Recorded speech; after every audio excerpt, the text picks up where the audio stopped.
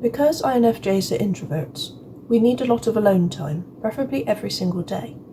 We need time to recharge and to process everything that has happened during that day, and this is best done quietly and in solitude. This is the time that we work through any problems we have faced, things that need addressing, and we figure out how best to respond to them. Having extroverted feeling can make this even more important, as FE wants to help other people, figure out what is bothering them, and to solve it for them. It is very people-focused, so it can cause a battle inside of INFJs, where we need to be alone so we can process, but at the same time we also feel compelled to talk to other people, especially when we can see that something is bothering them. This is mainly focused around those we are close to, like friends and family, because we are introverted and focus on our inner circle first. And just another quick misconception about FE. If you do something to help someone, it doesn't mean that you must have FE. The same as if you aren't always seen by others running around helping the world, and that doesn't mean that you don't have FE. We help in our own ways, even if that just means thinking about someone and trying to figure out the best way to help them when the time comes, without actually mentioning a thing to that person. So don't just look at the actions, because FI users like to help people too, and FE users aren't always fronting charities. I think FE, when it is not completely matured and used in tandem properly with other functions, can lead to an emotional burnout for INFJs if left unchecked. INFJs base their decisions primarily on their values, and this comes from their extroverted feeling. But because it is extroverted, it is focused a lot on the outside world and other people. This means that if our FE is unhealthy, we can overexert ourselves by helping those around us without taking proper breaks to rest and recuperate ourselves, realize that we have completely forgotten about our own needs, and then resort to pulling away completely and shutting down, or potentially even resenting others for having problems because we as INFJs feel compelled to fix them. This could even be one of the reasons why it is so difficult to type INFJs at times.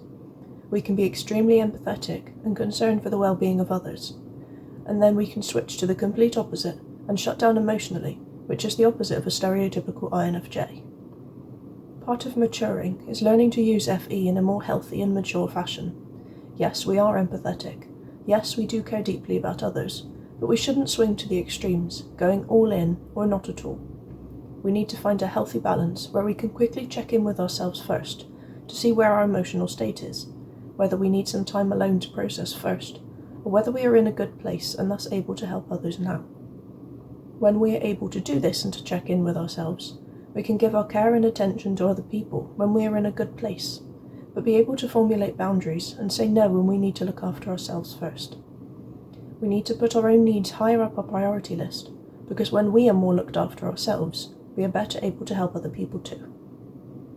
It can be counterintuitive for INFJs to put themselves first when it comes to people and their needs, but we need to learn how to do this so we don't go through a period of our lives where we just keep giving to everyone else until we are completely deflated, thus having to become ruthless and to shut people out because we desperately need time to recharge and recover. I like to think about an analogy of a balloon. When our balloon is full of air, we are in a healthy state and are able to help other balloons fill up by giving them some of our air. But when we are in an unhealthy state and we are almost out of air, if we still try to help others, we end up squeezing out the last little bit of air into their balloon, which just leaves us completely deflated and in desperate need of air ourselves, which we can only get when we spend time alone recharging. But most other balloons aren't like us. They won't readily give away their air. They want to keep it for themselves to make sure that they can keep on doing their balloon things. So we are left trying to inflate our own balloons when we don't have any air left at all. This makes us get very protective over our balloons and make sure that nobody else comes anywhere near us whilst we are trying to reinflate, because we know we are in no position to help anyone whilst we have no air at all.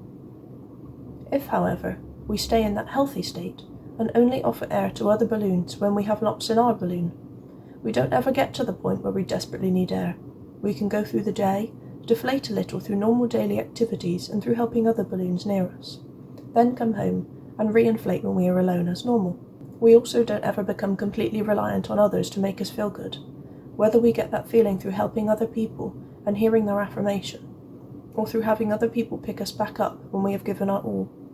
We can't rely on anyone else to make us happy. It isn't their job or responsibility to do so. It will only leave us feeling disappointed if they don't cheer us up when we need them to. INFJs can become people pleasers when extroverted feeling is left unchecked, and it takes over the whole personality. So it is extremely important to make sure that it is used alongside an I, which can look ahead and see any future ramifications of our actions, potentially times we might fall into despair because we've given too much. Also TI, which solves problems and is brilliant at counterbalancing FE when it gets too loud, as it provides the logical outlook as well as our little SE, which brings us back into the present and reminds us about what is happening in front of us, stopping us from running away with our plans to save the world all by ourselves. I just thought I'd share some extreme examples of what FE can do when left unchecked. It is a great function to have, but it can take over at the detriment to our well-being if we aren't careful. We all have to work on becoming more well-rounded people so we can help others more productively without harming ourselves at the same time, because when we aren't at our best, we can't help others to the best of our ability either.